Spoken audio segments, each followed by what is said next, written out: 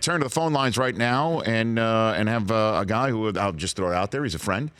He also happens to be the general manager of the Los Angeles Rams. He goes back to the St. Louis Rams days, and he's the one that just pulled the trigger on a big trade involving 2 first-round picks for Jalen Ramsey. He is the Rams general manager, Les Snead. How are you, Les? I'm good. It's good to be on with friends, and what I can promise, I will not be as fun as Stephen A. Smith, I bet. You know what? It's just a bet. Les, it's just who Stephen is, and it's who you are, but I can enjoy you both just the same, Les. You know what I'm saying? You know what? That's true versatility there.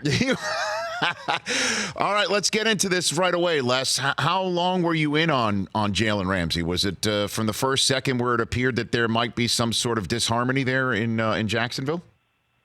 I think anytime an opportunity, trade opportunities are unexpected, but when they do crop up, it's up to probably any organization to do their due diligence, their analysis to determine if that opportunity is worth seizing for them at that moment. So we always do that due diligence, and probably 9 times out of 10, nothing comes about. But we did begin some of that when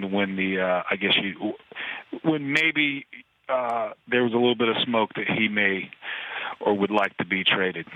And when it all came down to it, Les, I mean, anybody knows the value of what it means to receive multiple first-round selections. That's how, essentially, you began building what you've built here now in Los Angeles, back in St. Louis, when you traded away the pick that the Redskins used for RG3. How hard do you have to swallow before coughing up 2 first-rounders? Well, it's always, you definitely have to analyze it and assess, is that the best thing? Is that the best thing for the Rams right now? Now, similar to, like you brought up St. Louis, I think what you really have to assess is, where are you, let's call it, in the timeline? Are you building? Are you close to breaking through? Have you just broken through? Are you contending? And if you are, how do you continuously contend? And what you then have to assess is kind of predict where you might be drafted in the next couple of drafts. And simply put, what we did, the way we look at it in hey, let's call it simple algebra terms, is, all right, our 220 first-round pick is Jalen Ramsey. And it really doesn't matter where we're picking. If we knew we could pick a player that was going to live up to, that type of projection and be a known commodity, we do it in a heartbeat. But because he was a known commodity and is a really good player and at the top of his game right now, it basically cost us another player in the 2021 draft. So did you get a chance to chat with Jalen before you said okay to the trade? No, we didn't. We didn't get a chance to chat with him until after the trade. Probably could have if we would have, let's call it, asked to, but we had done our due diligence. We got a lot of Jacksonville Jaguars, in our building who've basically been teammates with him. So, yeah, I guess we got to cheat a little bit there. But and obviously, anytime any players in the draft, you do a lot of due diligence on them when they're coming out, because you never know, even if you don't get a chance to draft them, when an opportunity apprises that you can actually acquire that player. And any concerns about his back, Les, when you acquired him? Well, I think what we did know is we were going to have to do due diligence there, and that was one of the first things we did when he arrived was go get the physical, and that's definitely part of the term sheet. It would basically all trades is.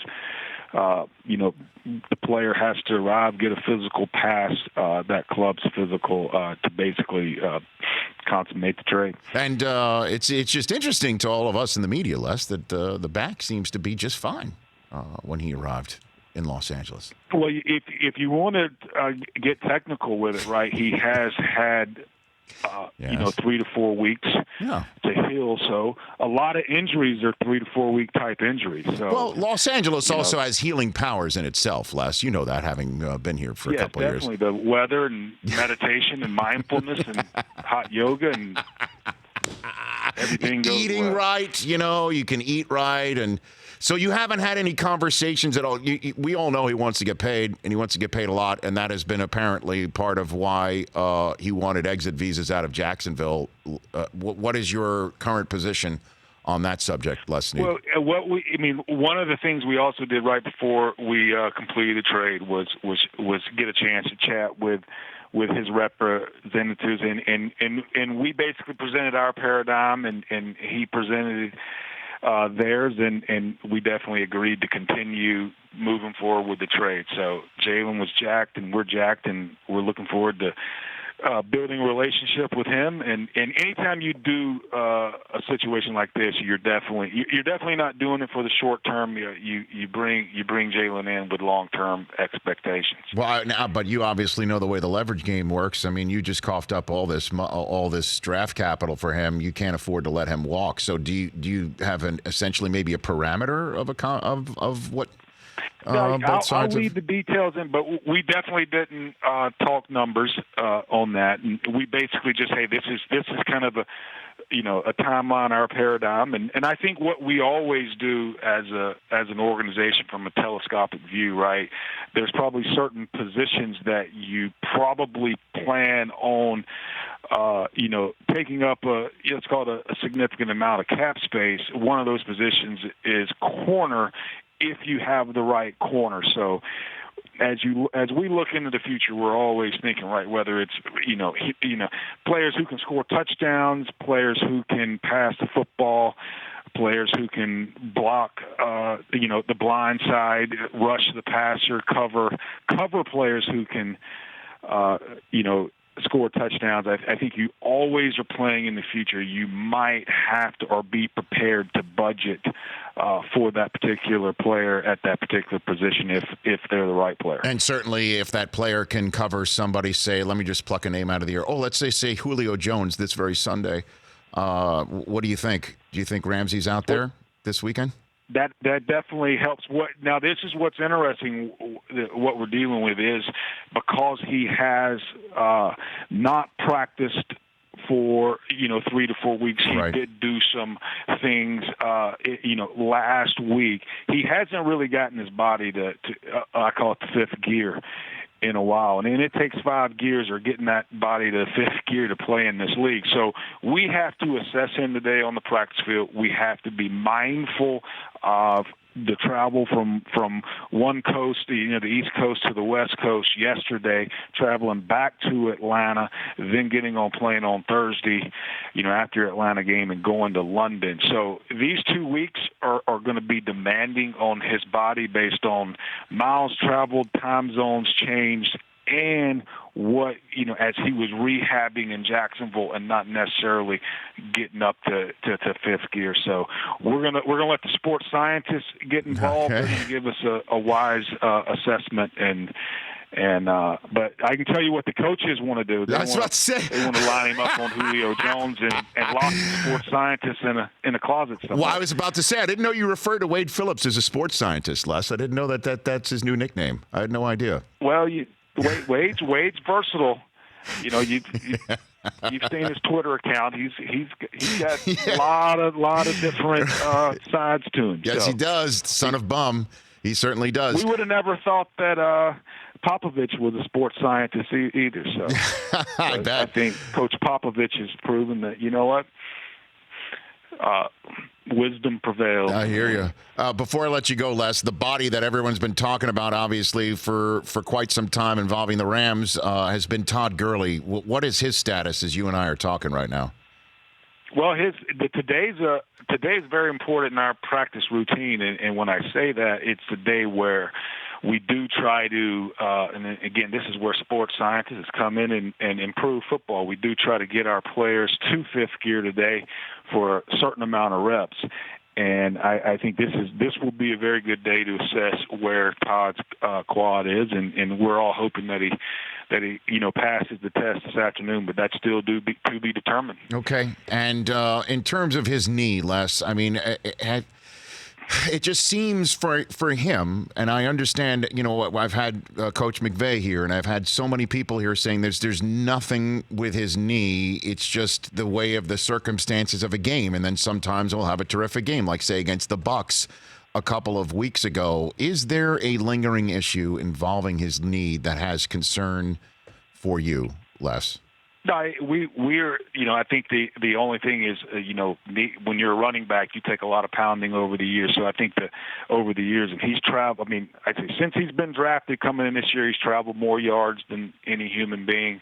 He's scored more touchdowns than any human being. And I think when you've seen us in the red zone this year, that I know there's 3 I can think of, maybe 4 where. He got the ball, he hit a crease, and he maybe met some defenders trying to keep him out of that end zone. And I think those are the type of runs that show that, hey, Todd's got, plenty left in the tank. And is there a different plan for him this year? Because sometimes the bell cow that we have come to know in those years where he traveled all those yards has not shown up on the field. Well, as Sean says, and Sean determines how it goes, but I know Sean came into this year knowing we got 3 quality running backs, and I do think there is an element of awareness, but there's no Excel spreadsheet that says it anywhere in the building that Todd's had a lot of touches over since he's got in the league, and you probably common sense and sports science have said, you know what, probably not getting the same amount of touches over these next 4 to 5 years, and how do you best manage that? But again, there's no spreadsheet. It's how the flow of the game goes, and it's also, hey, where's Malcolm Brown at? How is he running? Because there are different styles of running, and against certain defenses, the different genres. That it's kind of like myself and Stephen A. Stephen A. fits segment 1, I fit segment B, and we definitely love to get Darrell Henderson involved because we drafted him with intent, and he showed some explosion last week, and I think we'll continue to see him get experience on the field. Last one for you, Les, from your position where you're watching the games and obviously a general manager. Once the game starts, you're kind of just a spectator like everybody else. Your thoughts on the officiating and the way that pass interference has been officiated on the field and through replay for the first 6 weeks. Is it what you expected? Well, I always defend the officials on the field because when you go down there, even where you watch, from my watch up a little bit higher, the game's a lot slower, seems a lot clearer than when you're right down on the field. I mean, the angles and the geometry is different, and it's just a fast game. So I do think they do a really good job. I think my take would be, after assessing it, is they're basically they're probably saying, you know what, if it's egregious, we will turn it over, but it would seem to me they're saying, okay, we're not going to allow this to be, let's call it, more tactical than preventing something egregious. But that's my take from 30,000 feet. But I know this, those guys on the field have a lot harder job than us, watching either, Fox, NBC, CBS, ESPN, hit really, really slow motion in high def. Sure. I'm down on the field. I'm with you. Obviously it's easier for us when we're watching it on a television screen, but I guess when you have conversations with McVay, I mean, it seems to me that coaches are less likely to try and challenge anything anymore because they feel it just needs to be something to the level of pure almost robbery in order for it to be upheld or challenged or changed or even a flag being put down on the field. Has your conversations with Coach gone in that direction? I definitely think you have to, and there's probably some other penalties too, that are going that you have to adjust, and you're seeing a little more blocks in the back called when linemen are pulling on the periphery there. So right. Each year, you definitely have to adjust in what you're gonna. And that's different than I know Sean flowing a flag, but my point being, maybe adjust blocking techniques based on the trend and where and how the calls are being called. But I do think if and we were a part of it, right, in New Orleans, if the reason we allowed pass interference, whether it's offensive or defensive, to be replayed, I think it was with the intent that if something was so egregious, you wouldn't let it affect the outcome of the game. And it does seem like we're probably trying to keep it from being just a tactical type challenge. Les, I'm so glad my sports scientist said Stephen A is best for hour one and Les is best for hour two. I think it's worked out perfectly. Thank you. Yes, you know what? It really has. We share the same sports scientist. Best to your better half, Les. Okay.